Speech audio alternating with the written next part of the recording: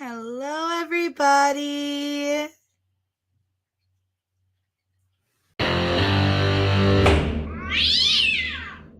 Your appearance, please, Mr. Dean. Good morning, Your Honor. Michael Dean, P32631, attorney doing arraignments today for the 44th, for the Oakland County Jail. We agree to conduct this proceeding today by Zoom. Mr. White, state your full name for his honor. Juwan White, Your Honor.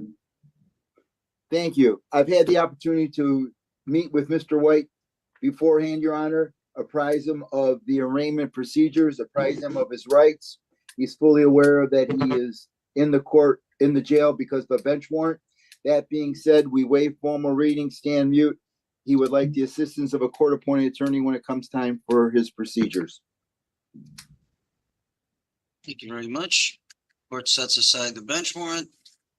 We will reset the show cause. And court-appointed counsel noted and approved. Mr. Dean, this matter had been previously resolved by way of a plea as charged. So we're working with the circumstance where Mr. White continues to owe the court $741. Correct, Your Honor. And that being said, Mr. White was just recently released from Wayne County Jail after serving a year. He was then immediately transferred to the Oakland County Jail, where he is currently has not only this charge in Royal Oak, but another charge in Oak Park, where he was given a $250 bond, which he cannot pay, he indicated. I understand. I talked with Mr. White and told him more than likely what the bond recommendation would be here. Knowing what his amount owing to the city of Royal Oak is, we're asking, Your Honor, if possible, to set this as a personal bond. Thank you. Mr. Dean, the court understands, and at this time, in order that Mr. White can have in his mind the amount of money owed, the court's going to order a $741 10% bond. So if he makes the bond in Oak Park and he pays this court $74.10, he's all set. And he can come back for show cause and then pay the balance. With that, is there anything further on this matter? No, Your Honor. All right. That completes your arraignment, Mr. White. Good luck. Stay on the path. When do I come back to court? I'm sorry? When do I come back to court? You'll be receiving a notice to the address that was reported this morning. No, Your Honor, like my family, like is so poor, like, you know, I can't even, you know, they don't even have cars, you know, but I don't know how do I supposed to, like, if I can't make bond, you know, I mean, if I get out, I can find a job, you know, and I can try to work, you know, like due to me, like being, you know, I was shot and I was stabbed up, you know, and I had a lot of like. Mr. White, this is actually to your benefit, because ultimately what may end up happening is just credit for time served. If I grant a personal bond today, this one's been out there for 7 years, and we're probably going to be right back here, same time, same channel all over again. So it's just a $74 bond, sir. Anything further? Thank you, Your Honor. Thank you. Good luck to you, Mr. White. Case number 19 RO 11519. This is People of the City of Royal Oak versus Siobhan Earl Rogers. Your appearance, please. Ms. Costello. Thank you, Your Honor. Brittany Costello on behalf of Mr. Rogers, who is present. No objection to appearing via Zoom today for this proceeding. We're here today for arraignment on a bench warrant. We would ask the court to set that aside, please, and I believe this needs to be reset for a violation of probation hearing. Thank you. At this time, the Zoom consent is noted. Good morning again, Mr. Rogers. You've had sufficient time to speak with your attorney, Ms. Costello. Thank you. The court sets aside that bench warrant and resets a violation of probation. Mr. Rogers, you've been up and down the path on this one quite a lot. So you understand what is supposed to happen. And that is, if you make your freedom today, you're going to receive a notice to the address you just reported to the court. That will direct you when and how to appear for your violation of probation, which will be in person. you will be hearing from your new counsel. They're going to want to get together with you so you can redress this circumstance and act in your best interest. While you do not have a presumption of innocence on the case in chief, you do have a right to a violation of probation hearing if the people prove by what they call a preponderance of the evidence, a 50.1% standard, that you have in any form or fashion violated your probation.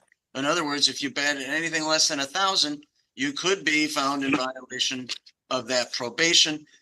The court's going to set bond now. Ms. Costello, what would you like to share? Thank you, Judge. My client did indicate to me that his last hearing that he missed, he actually was living in Westland. He took a bus to get here, but to the 44th District Court. And he was late for his hearing, so he was advised when he arrived at the court that he missed his court date and to contact his probation officer. So he admits that he did not follow through and contact his probation officer, which would have been the right thing to do and could have saved him from all of this trouble. So that's how eventually the bench warrant was issued. So here we are. He was picked up on a traffic stop out of Ferndale. And I believe that was, he was driving with his uncle, who he is currently employed with. That's with a landscaping company. So he does have work, and he has stable residency. Unfortunately, doesn't know that address, but he can provide that to the court at a later date. That being said, I would ask that the court, it appears that he has not had any new criminal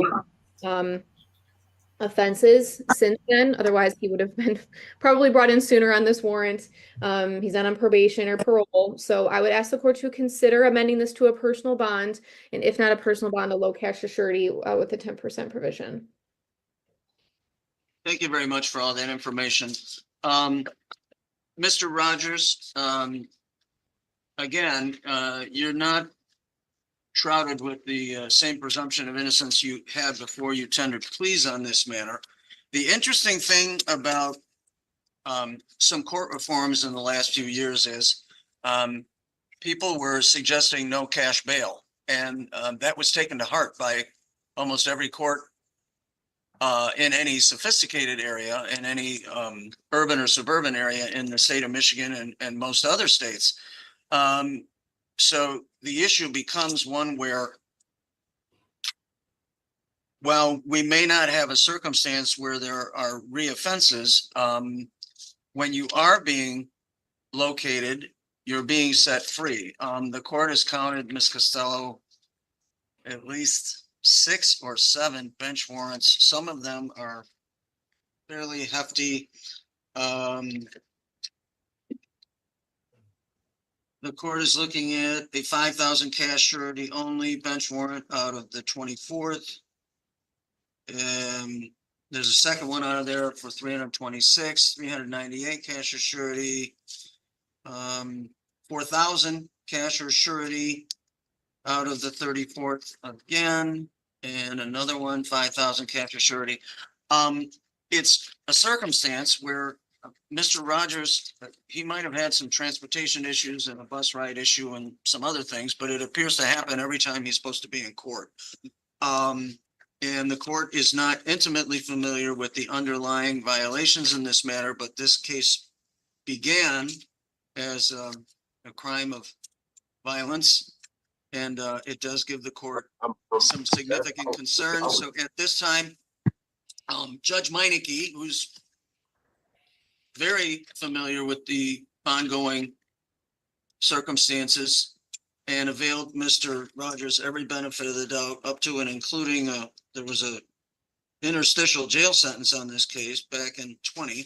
Mr. Meineke was doing everything Judge Meineke was doing everything he could to try to facilitate the circumstances and see to it that the goal of rehabilitation could be met, and at least up to this point it has not. Mr. Rogers, there's a simple rule. If you know you have bench warrants and you go there before they find you, it's always better. All right. At this time, the court will set these following conditions as to your bond. You will appear personally as directed for all your future dates. You'll abide any valid order of judgment entered in this case.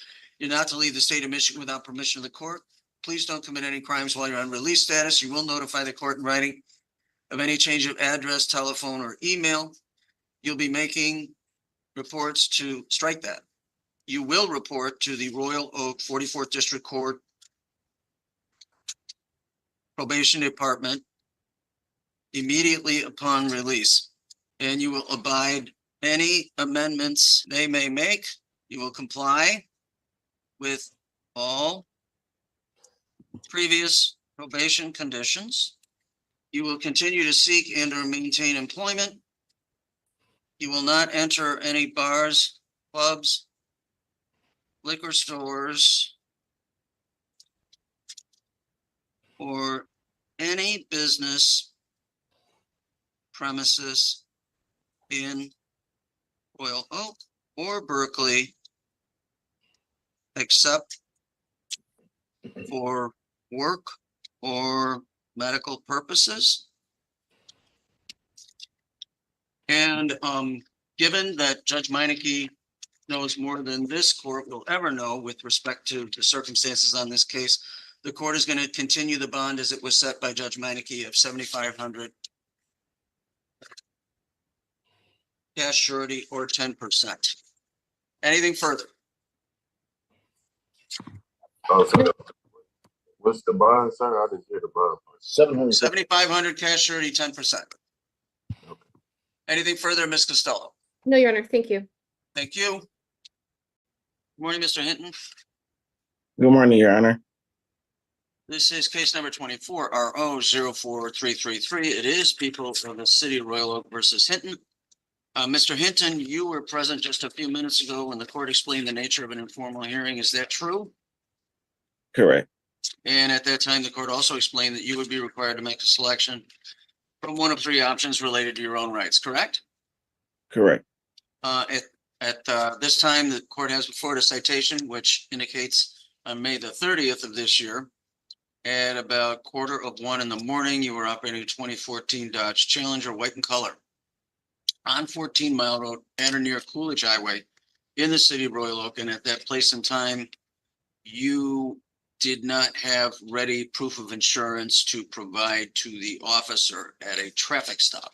So the citation is for no proof of insurance. Mr. Hinton, you may admit responsibility in this matter. You may admit with an explanation, or you may deny responsibility. The court will swear the parties and take proofs. The court would add that if you are admitting with an explanation, an updated proof of insurance would be helpful to that. So you wish to admit with explanation, or deny responsibility? Admit with explanation, Your Honor. Okay, so you are admitting to the court that on the date in question, you were operating a motor vehicle in the city of Royal Oak, correct? Correct. And secondly, that at that place and time, you were unable to produce ready and active proof of insurance to the officer upon her request, correct? Correct. Thank you. What would you like the court to know, Mr. Hinton? Well, that was actually during my lunch break. At the time, I was working. Unfortunately, I'm really hoping for this morning that, Your Honor, that you can sympathize with me. I was unable to provide proof of insurance. As of right now, I have been terminated, unemployed for the past 2 months. I start my new job next week, Monday. Thank God. Okay. I filled out about 70 applications from Indeed, but something finally came through. So, Your Honor, just at that time, I was just going through a lot financially, which I'm still am. But next week, Monday, I do start a new job. So I'm really just hoping you can sympathize with me with the life situation. Just give me 2 weeks, and I will be able to provide the updated insurance. And if I had to pay a fine, that fine as well. But if you look at my driving record, I have a decent record. Mr. Hinton, the court has no idea what your driving record looks like. Ideally, having proof of insurance today would have been helpful. At this time, the court can levy a reduced fine, or we can adjourn this matter for 2 weeks. You'd have to come back on Zoom, and with Officer Cole's permission, if you had proof of insurance on that date, if she makes a preliminary motion to dismiss, the court could dismiss it at that time. If she's not prepared to do that, we'll simply levy a reduced fine on that date. So do you want to be all done today, or do you want 2 weeks? I went to 2 weeks off leash. All right, Officer Cole, in the event that this young man is able to produce insurance in 2 weeks, do you have any issue with a dismissal motion? Not at all, Your Honor, but I would like to add the fact that after doing a lien search of the vehicle, it is currently showing as EIV no insurance. Your plate, Mr. Hinton, is currently expired as of the 3rd of this month, and your driver's license is also currently expired. So Okay. you might want to get that all taken care of all at once. Yeah, Yes, that sounds like a trifecta, Mr. Hinton. The court empathizes with financial circumstances, but when we let a few of these details go, they're pretty critical details, and the hole just starts getting bigger and bigger. Okay? Correct. I know. So, I understand. I'm going to make a mark here that this matter is adjourned 2 weeks for dispo. If produces proof of insurance, POI, motion to dismiss is granted. So don't let any grass grow on that one, okay? Take care of it, and that will complete your hearing for today. Good luck to you. Thank you, Your Honor. Thank you, officer, as well. Be safe, be well, sleep sweet, and much love.